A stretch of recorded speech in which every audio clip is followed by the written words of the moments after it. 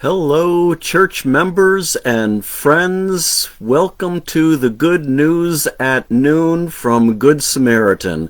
It is the Thursday edition for the Good News at Noon, and I am your host, Jim Slater, coming to you from the third campus of Good Samaritan Lutheran Church in Las Vegas.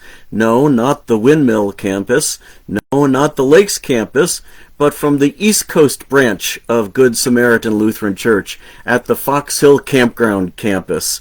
So welcome everybody to today's edition of the Good News at Noon, and I'm so glad that you are able to join us, both those who are able to be with us live and also those who will be watching later today or later on in the week.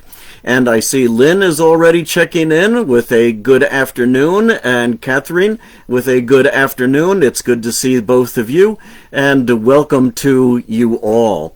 Today, it is a 90-degree day in upstate New York, with some places actually being more like 94, 95, but it's also probably a 90% humidity day, and so you go outside and you wind up just dripping wet from all of the humidity.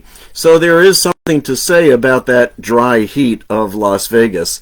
I don't know what the temperature is there right now, but it's kind of unbearable here in New York. I'm inside our trailer where the air conditioning has been pumping until I just turned it off so as not to disturb our broadcast here. But anyway, this is what we're dealing with in terms of the weather here. And I want to share with you that today's passage that we will be looking at is continuing in the 10th chapter of the Gospel of Luke. And this will be verses 38 and 42. And it will be the story of Jesus' visit with Martha and Mary. And you may remember that story. I will share it with you to get us started. And then as I'm reading that and we're discussing it, I have a question for you to think about and to ponder and to perhaps respond with. And that is, what would you do if Jesus came to your house for a visit? What would you do to prepare? What would you do to welcome him? What would you do during the time that he is there with you? Give some thought to that, because we're looking in the examples of Martha and Mary of two different ways of responding to Jesus' visit.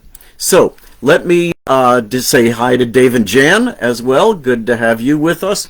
I'm going to share with you the reading of the gospel lesson from last Sunday in the Revised Common Lectionary, and it was actually preached on in the church service that Krista and I watched online from my daughter's congregation in Connecticut. And then also I had a discussion about this with my brother-in-law who went to church in Rhinebeck, New York, and shared some information from that service. So if you have any kind of experience with this lesson that you're willing to share, any questions that you might have, please write it in the comments and give us all a chance to be able to learn and to respond to any questions that you might have. Luke chapter 10, starting at verse 38. Now as they, that is Jesus and the disciples, went on their way, Jesus entered a village, and a woman named Martha received him into her house. And she had a sister called Mary, who sat at the Lord's feet and listened to his teaching. But Martha was distracted with much serving. And she went to Jesus and said, Lord, do you not care that my sister has left me to serve alone? Tell her then to help me. But the Lord answered her, Martha, Martha, you are anxious and troubled about many things. One thing is needful. Mary has chosen the good portion, which shall not be taken away from her. An interesting story for us to deal with today. Connie, welcome on board as well. Jesus visits the home of Martha and Mary. Now, it needs to be reminded for us that in Hebrew culture, the number one responsibility in terms of receiving a guest to your home, even those who come uninvited, is hospitality.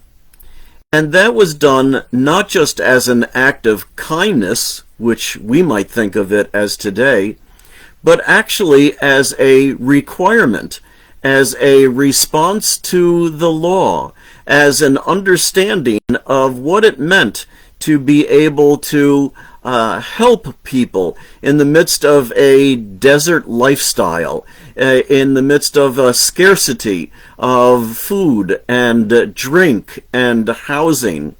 This is the kind of desert living that is experienced in the high hills around Jerusalem and certainly around the home of Martha and Mary. So the expectation is that a visitor would be well taken care of, would be served and ministered to, and Martha knows this. Now, one of the things that I ask a question about, and according to my brother-in-law was shared in the sermon that he attended, was that Martha may actually have been the older of the two sisters. For it says that Jesus was welcomed into her house. And that phrase itself seems to indicate that Martha may have been the older of the two sisters. We are maybe asking questions about where is Lazarus, because we know that Lazarus is their brother, and perhaps now Lazarus is not with the family. And so Martha, as the older sister, perhaps may be regarded as the home owner as well. So she knows the responsibility that is placed upon her, and as the older child, acting like an older child, she acts with that responsibility, preparing the house, preparing a meal, serving Jesus, all of the things that are part of hospitality. Mary knows this too, but it's interesting that we are told right at the start that Mary chooses to ignore it. So in this kind of a situation, Martha is correct. Martha is doing the right thing, and Mary is wrong. She is not meeting the responsibilities of hospitality. But why then did Mary ignore those responsibilities? Well, this isn't just any guest. This isn't just somebody they invited into their home. This isn't somebody who just showed up at their doorstep. This is Jesus. And they know something about Jesus, and Mary knows something about Jesus. When else would she have the chance to sit alone at the feet of Jesus and listen to his teaching and listen to his word? That's what Mary chooses to do. Does Martha do the same? No, she doesn't. What happens as we continue in the story is that Martha winds up complaining about Mary's choice, complaining to Jesus about Mary's actions. Now, complaints can often be thought of as being responsible and helping other people to be responsible. But at least in my experience, I realize that many times people who are complaining do so because there is just a touch of jealousy. There is just a touch of enviousness in there. There is a sense of, if I can't do that, then surely they can't do that. I'll share with you just a little example. Krista and I are ushers for a local summer stock theater. And as our ushers, it is our responsibility to make sure that the rules of the theater are upheld. Now, this particular theater is very serious about COVID precautions. They do not want a show. They do not want their summer season to be shut down. So anybody in attendance must have proof of vaccination, and throughout the entire performance, as long as people are inside the theater, they must wear masks. And it is our role as ushers to enforce that. Last Thursday night, as we were ushering, at the intermission, I had a woman come up to me and complain about 3 people that she noticed that were not fully and correctly masked, and that isn't it the job of the Manhattan Theater to make sure that their goals are enforced, and isn't that the job of the ushers to do it? Well, now, she was right, but there was also just a tinge of jealousy and a tinge of enviousness in her. We all are supposed to wear masks, so why aren't they? And I went around then enforcing the mask rule. And actually for one person, I had to do it twice to make sure that the mask was correctly covering both the mouth and the nose. Yes, she was right, as in self-righteousness, perhaps. Just a little bit. So maybe she was right for the wrong reasons. Now, I think the same case might be made for Martha. Martha was right in terms of all of the Hebrew expectations of hospitality, of all of the responsibilities of welcoming someone into your house. She was right as in self-righteousness. She was right that Mary wasn't working, that Mary wasn't providing that hospitality. But because she felt stuck with it herself, her complaint was that Mary wasn't doing her job to Jesus. And Martha tattles on her.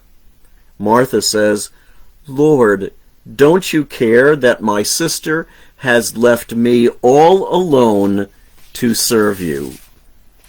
Doesn't that sound like there is a tinge of jealousy? That Martha wishes she could be sitting at the feet of Jesus, but somebody has to do the work around here.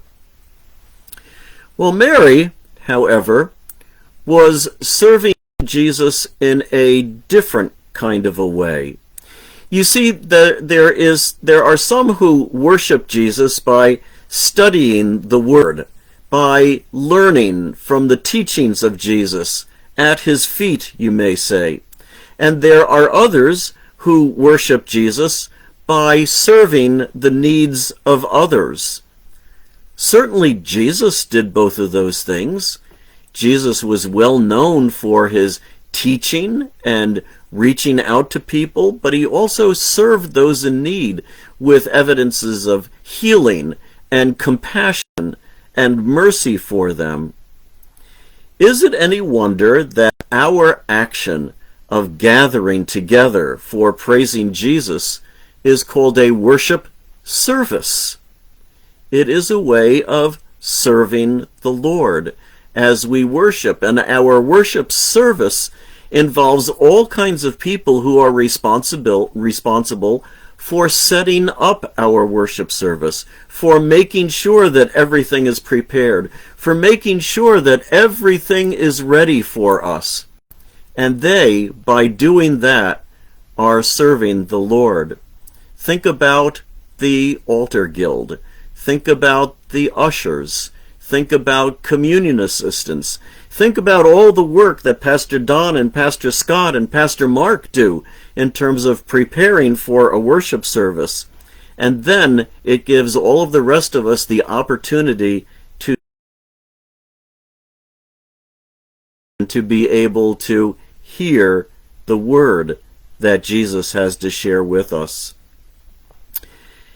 Jesus then chastises Martha not for working, not for doing, not for serving, not for doing her job, not for providing gracious hospitality, but Jesus chastises Martha because she was, we read, anxious and troubled about many things.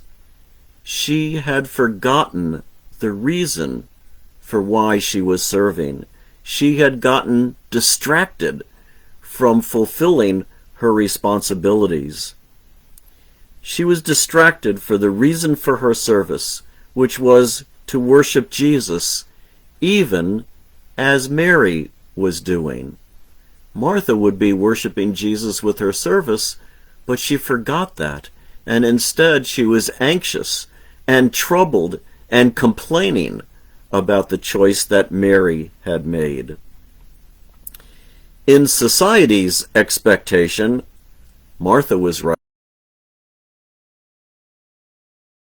In the presence of Jesus, however, Mary had chosen the better part, which covered every social failure, which forgave every sinful reaction.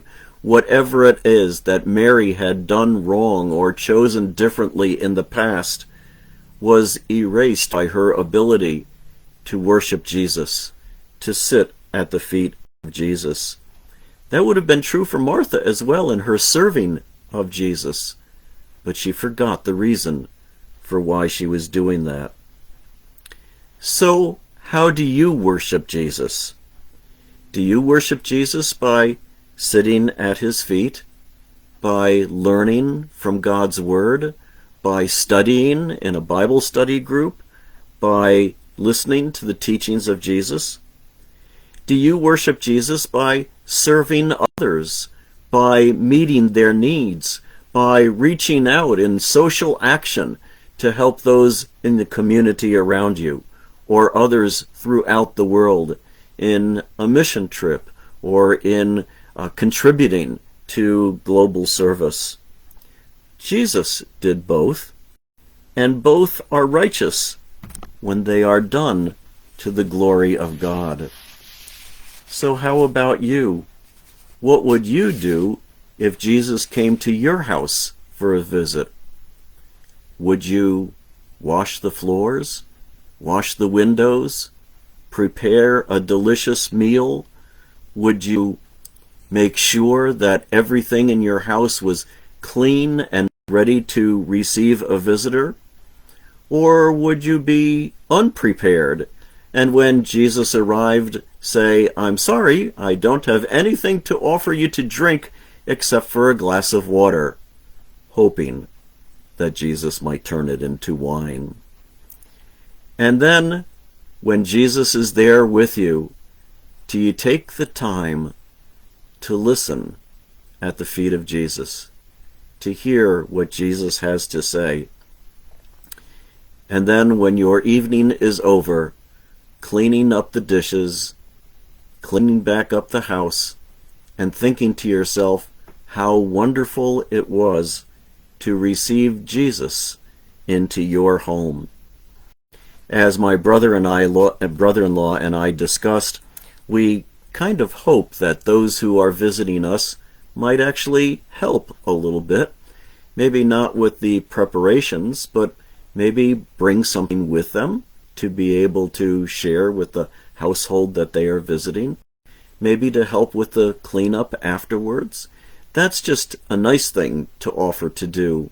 But the expectation is that in your house you would have things completely prepared and ready to welcome a guest. And then, having done the social responsibility of hospitality, to then be able to enjoy the time sitting at the feet of Jesus. I think that's a way for us to be able to understand the dynamic going on between Martha and her sister Mary. Whatever you do in serving Jesus, whatever you do in worshiping Jesus, whatever you do, do it to the glory of God, and it will be the right thing to do. Again, I'd like to end our time together with a hymn. I like to share these traditional hymns with you as a way of being able to focus on the words that are shared in the text. And this hymn is entitled, "O Master, Let Me Walk with You." It is number 818 in the New Cranberry hymnal. "O Master, let me walk with you." There are 4 verses, and they go like this. O Master, let me walk with you in lowly paths of service true. Tell me your secret, help me bear the strain of toil, the fret of care. Help me the slow of heart to move by some clear, winning word of love. Teach me the wayward feet to stay, and guide them in the homeward way. Teach me your patience. Share with me a closer, dearer company in work that keeps faith sweet and strong, in trust that triumphs over wrong, in hope that sends a shining ray far down the future's broadening way, in peace that only you can give. With you, O Master, let me live. Amen. Thank you for tuning in. Thank you for being with us today. Thank you for your attention. And I wish you a wonderful week, and I'll see you again next Thursday. God's peace be with you all. Bye now.